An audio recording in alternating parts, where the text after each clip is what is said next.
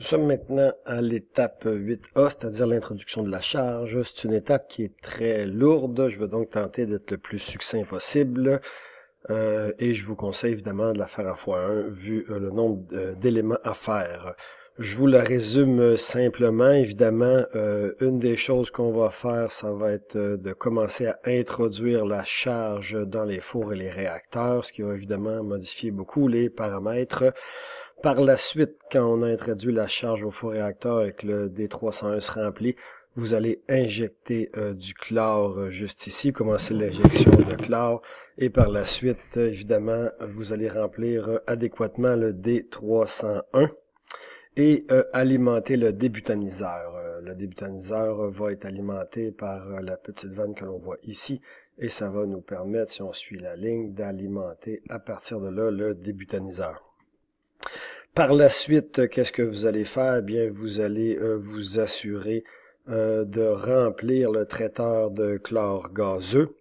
Quand le traiteur de chlore liquide, pardon, quand le traiteur de chlore liquide sera rempli, vous allez, à travers cette ligne-là, remplir le D303. Une fois que celui-ci sera rempli, vous allez actionner la vanne et remplir le D302. Par la suite, vous allez démarrer la pompe P302, ce qui va vous permettre d'alimenter directement le débutaniseur. Évidemment, à ce moment-là, vous allez cesser rapidement d'alimenter le débutaniseur par les autres sections. Par la suite, vous allez évidemment surveiller la température des aéros puisqu'on commence à avoir des réactions. On veut donc stabiliser un peu la température du produit qui arrive ici pour que le séparateur de produit ait une séparation relativement adéquate, et vous terminerez le processus par l'augmentation de la pression au PC116. Donc, regardons dans le détail l'ensemble des éléments que vous aurez à faire. L'étape 1 vous dit d'avant d'admettre la charge au NAF, il faudra vérifier que les conditions suivantes ont été atteintes. Vous allez donc regarder dans la vue de vue d'ensemble, vous assurer que vous êtes à 310 kPa dans le PC32, et aussi vous assurez que vous êtes à 830 et 2002 dans les premiers et deuxièmes étages. Il ne faut pas oublier aussi que vos réacteurs à ce moment-là devraient être à 450 degrés C, tel qu'indiqué dans l'étape 7B pour ceux qui l'ont suivi. Une fois que ce sera fait, vous allez à l'étape 2 prévoir de fermer la ligne de déviation au FOD 181. On vous dit pas de le faire tout de suite, évidemment, on vous dit de le prévoir, donc vous assurez que vous êtes adéquatement préparé pour pouvoir la fermer. Sinon, on commence l'étape 3, qui est la charge du naphte froid. Pour ce faire, vous allez aller au feed exchanger, que l'on retrouve juste ici. Donnez-moi un instant. Au feed exchanger, donc qu'est-ce que vous allez faire? Vous allez évidemment changer la sélection de la charge au FED 110 pour du naphte chaud. Donc, vous allez vous retrouver au feed exchanger et vous assurer d'être avec laissez-moi un instant, la FOD 110, changer la FOD 110 du naphte chaud au naphte froid. Au naphte froid au naphte chaud, excusez-moi. Le naphte chaud, évidemment, provient d'une unité où le naphte est beaucoup plus chaud. L'étape 4, vous allez ouvrir les contrôleurs, donc vous allez ouvrir FC04, FC05, et pour une première fois, alimenter votre unité avec du naphte froid. Évidemment, vous vérifiez que les commutateurs DHS sont bien actionnés. Au mesure que la charge augmente, vous comprendrez que vous aurez besoin d'ouvrir des brûleurs supplémentaires, donc je m'en vais à la vue d'ensemble. Nous avons maintenant du naphte froid qui va entrer à l'intérieur. On va donc avoir des réactions endothermiques qui vont commencer. Votre four va largement baisser de température. Votre objectif ici est de ne pas baisser en deçà de 400 degrés Celsius. Et pour ce faire, vous devrez ouvrir des brûleurs supplémentaires aux différents fours. Je prends le four 1, j'ouvre des brûleurs supplémentaires et je m'assure avec la vue d'ensemble que la pression n'est pas trop élevée. Quand la pression dépassant, j'ouvre à nouveau mes brûleurs. On vous dit aussi à l'étape 5 de surveiller le débit d'hydrogène recyclé. Je vous rappelle que si votre débit d'hydrogène recyclé baisse en deçà de 1000 tonnes, tel que lu au FI 110, vous pourriez avoir des problèmes. Donc, vous allez sur la vue d'ensemble, vous vérifiez que vous êtes bien à 1000 tonnes par jour au minimum. Sinon, vous augmentez l'étranglement HC 496. Pourquoi? Bien, parce que la charge de naphte va évidemment concurrencer l'arrivée du gaz. Et même si vous étiez à 1700, 1800 tonnes par jour, vous allez voir largement baisser ce chiffre-là. Assurez-vous de rester dans le 1000. On est donc maintenant à l'étape 6. On vous dit qu'aussitôt que la charge, donc vous allez au feed exchange, aussitôt que la charge est introduite au réacteur, on vous demande d'alimenter avec le chlore, l'unité.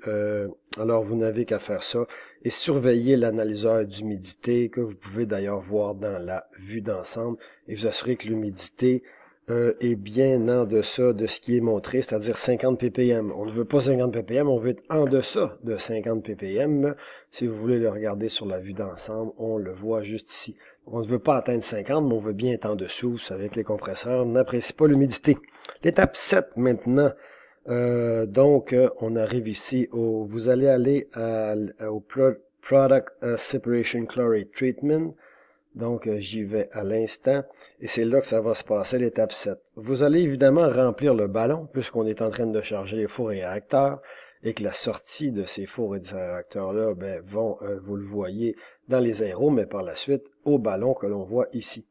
Donc, vous allez aller au Product Chloride, et là, vous allez faire les différentes étapes qu'on vous demande de faire. Entre autres, atteindre un niveau satisfaisant dans le ballon. Par la suite, ouvrir les vannes de sécurité, démarrer la pompe et démarrer ici le FC 53 à 900 tonnes jour. C'est donc simplement une vanne qui s'assure que vous avez un débit minimum. Si jamais vous tombez en bas du débit, la pompe va quand même être alimentée à 900 tonnes par jour. On voit très bien d'ailleurs qu'en conditions normales, nous sommes bien au-dessus du 900 minimum. Par la suite, à l'étape 8, c'est très important que vous fassiez attention à cette étape-là. On va vous demander de charger directement le débutaniseur à travers une série d'étapes et des commutateurs comme les HV et les HC. Ce qui est important ici de retenir, c'est que quand vous allez faire ça, il faut vous assurer de voir cette vanne-là ouvrir, puisque c'est cette vanne-là qui va alimenter le débutaniseur. Si la vanne n'ouvre pas, vous regardez qu'est-ce que vous avez fait de mal à travers les différents commutateurs. Si votre travail se fait bien, vous verrez une tige jaune apparaître ici. Et à ce moment-là, vous êtes en train d'ouvrir cette vanne-là, et d'alimenter le débutaniseur à partir de la ligne que nous voyons ici, la petite ligne grise. Évidemment, bien sûr, on va vous demander, sinon je retourne au traitement, de mettre ceci à 50 et de l'ajuster adéquatement. Lorsque la charge sera stable, on va vous demander de remplir le traiteur de chlore gazeux. On est maintenant ici à l'étape 9, donc ouvrir la FOD 105, remplir le chlore gazeux, ouvrir les vents et s'assurer de voir l'indication full telle qu'indiquée ici, ce qui va vous permettre de remplir évidemment le traiteur de chlore gazeux. Par la suite, on vous demande encore là de jouer avec la HC005. Pourquoi? Pour vous assurer que vous êtes en train de sortir le produit. Donc, vous avez ouvert les FOD, vous avez rempli et maintenant temps de sortir par là. Il est important de bien vérifier l'étape, surtout la dernière élément qui est l'ouverture du HC005 à 10. Et à ce moment-là, vous devriez voir cette vanne-là ouvrir, ce qui va vous permettre d'acheminer le produit dans cette direction-là. Cette direction-là va vous permettre de faire quoi? D'alimenter le D303. Donc, à partir de là, votre plan va avoir reçu le traiteur liquide et vous voyez très bien qu'on se dirige, si on suit la ligne, vers le D303, ce qui est l'étape 10. Le D303, maintenant, vous allez le remplir, ajuster son niveau, évidemment, c'est assez simple à faire, et par la suite, envoyer le liquide, comme on le voit, vers le D302. Le D302, vous attendez qu'il se remplit, et pour qu'il puisse se remplir, c'est le Net Stage Gauge 1. Le D302, vous allez le remplir. ouvrir les vannes qui permettent d'acheminer le produit.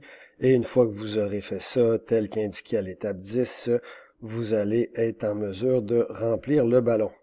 À l'étape 11, on vous dit que quand le ballon sera plein, bien enligné, démarrer les pompes, démarrer la vanne FC57 et à la toute fin, on vous parle de partir la pompe P302A, donc de partir la pompe que l'on retrouve ici.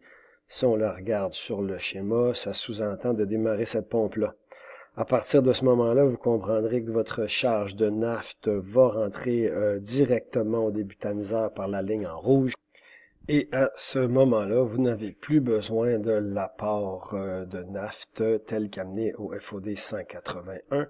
Vous allez donc vous diriger vers le feed exchanger et couper complètement ce que l'on voit ici, c'est-à-dire l'acheminement du produit, puisqu'on n'en aura plus de besoin. Donc, vous allez fermer tranquillement la FOD 181. Tout à fait. Par la suite, vous devez surveiller les températures de refroidissement des gaz. Donc, on est encore à phase exchange ici à l'étape 13 et vous assurer que vous êtes à plus ou moins 55 degrés. Alors, ce sera à vous d'ajuster les températures. On vous dit évidemment de surveiller sans vous parler de température. Bon, je dis autour de 50. Vous voyez qu'en steady state, on est autour de 30 degrés. Donc, promenez-vous entre 30 et 50. De préférence 30, ce sera beaucoup mieux. On vous demande aussi évidemment de porter une attention spéciale au niveau du ballon de reflux, au débutaniseur. Pourquoi? Bien parce que on a maintenant une charge de naphte reformée qui arrive. Vous comprendrez que beaucoup de gaz vont monter en haut et simplement vous assurer que tout ça se fait de façon adéquate. Il est aussi important de faire quoi? De vérifier le ratio H2HC. Vous allez donc aller venir ici sur la vue d'ensemble et vérifier que le ratio est nettement au-dessus de la consigne steady state, c'est-à-dire 3.83. C'est tout. Il vous reste aussi à jouer avec le débutaniseur. Donc vous allez au débutaniseur sur la tête et ce qui va vous permettre d'ajuster votre pression de tête à 1185, qui est la pression steady state, tout simplement.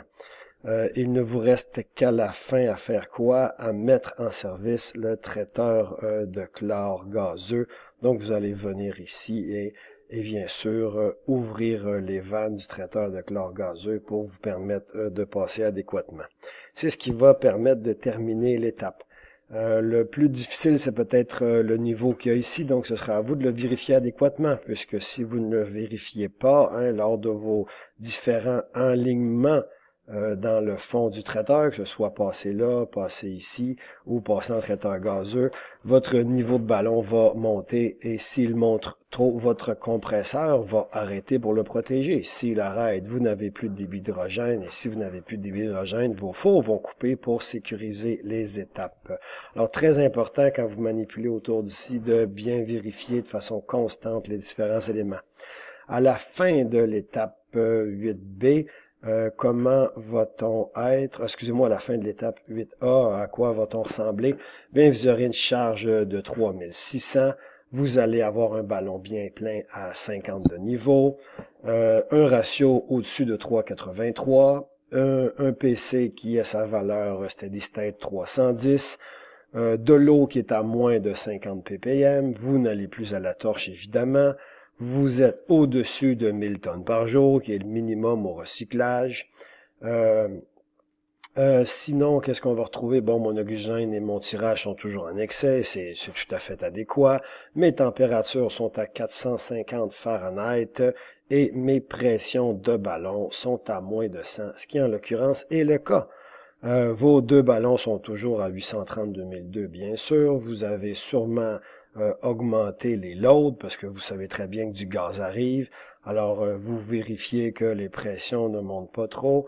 Et puis, si cette vanne-là ouvre trop, donc la vanne du PC62 qui, je vous le rappelle, fait sortir le gaz monte trop haut, bien, vous pourrez à ce moment-là ouvrir les loads tels que je l'ai fait.